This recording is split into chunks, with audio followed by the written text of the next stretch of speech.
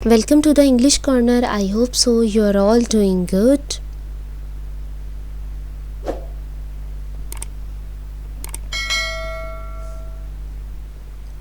If you really get any small help from my videos, then subscribe me. I will be glad. So lecture number 3 verb type 8. इससे पहले मैंने 7 types बता दी हैं. आप मेरे playlist में जाके वो सारी टाइप्स को देख सकते हैं. So this is modal verb and I really like this type because it is very simple. A modal verb is used along with main verb to express possibility, ability, permission, obligation and necessity. Modal verb is like helping verb. आपको अगर याद हो, मैंने आपको auxiliary verbs पढ़ाई थी और मैंने आपको बताया था कि ये मेन वर्ब्स नहीं होती, इनको हम हेल्पिंग वर्ब्स बोलते हैं. लेकिन ये मेन वर्ब की हेल्प करती हैं हमें. एक्टिव से पैसिव वॉइस में यूज़ होती हैं, हमें मूड बताती हैं, हमें मीनिंग को इन्हेंस करने में हमारी हेल्प करती हैं. मॉडल वर्ब्स भी आप यही कह सकते हैं कि ये हेल्पिंग वर्ब होते हैं, ये मेन वर्ब नहीं होते. लेकिन ये मेन वर्ब की सम टाइम हमें क्लियर करते हैं. लेकिन ये ऑक्सिलरी वर्ब से बिल्कुल डिफरेंट है.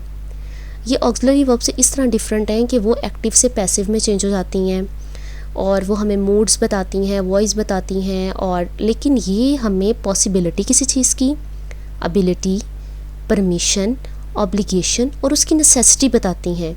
ये एक्टिव से पैसिव वॉइस चेंज करने में इनका कोई रोल नहीं होता, बल्कि इनका रोल इन सारी चीज़ों में होता है. इनको मॉडल वर्ब कहा जाता है.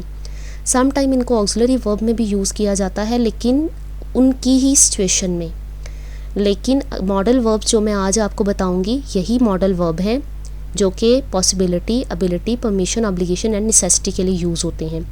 मॉडल का वर्ब मॉडलिटी से है और ये हैं कुछ model verbs: can, could, might, may, would, must, should, have to and shell.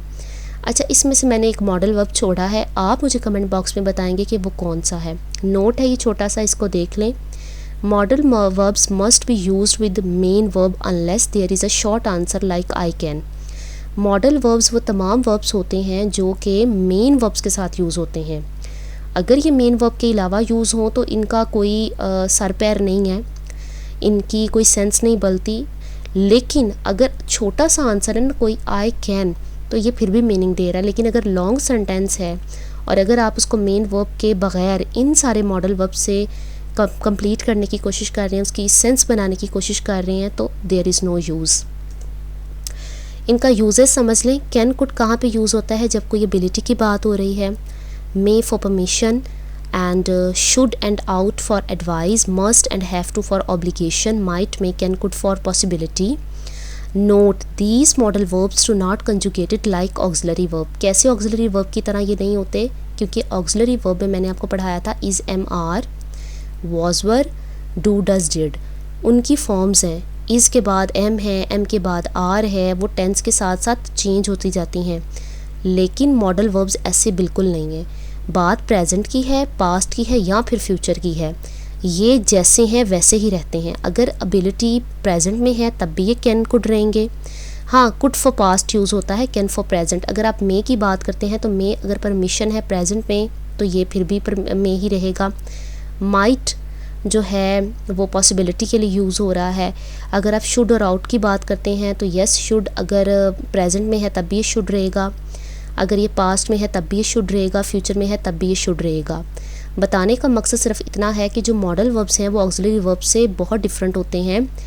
Her auxiliary verb present से पास्ट और फ्यूचर में चेंज होता चला जाता है, लेकिन इनमें बहुत कम ऐसे मॉडल वर्ब्स हैं जो कि प्रेजेंट और पास्ट में डिफरेंट है. बाकी तमाम कुछ चंद को छोड़कर प्रेजेंट, पास्ट और फ्यूचर में सेम है. जिस तरह मैंने आपको ये शुड की एग्जांपल दी है, मस्ट की एग्जांपल है, हैव टू है, ऑट है. हाँ जी, कैन, कुड प्रेजेंट और पास्ट में थोड़ा सा वो बता देते हैं. और इसके अलावा जो है विल और वुड वो भी बताते हैं. यहाँ पे मैंने उनका जिक्र नहीं किया क्योंकि विल को मैंने ऑक्सिलरी वर्ब में भी बता दिया था, दैट्स वाई.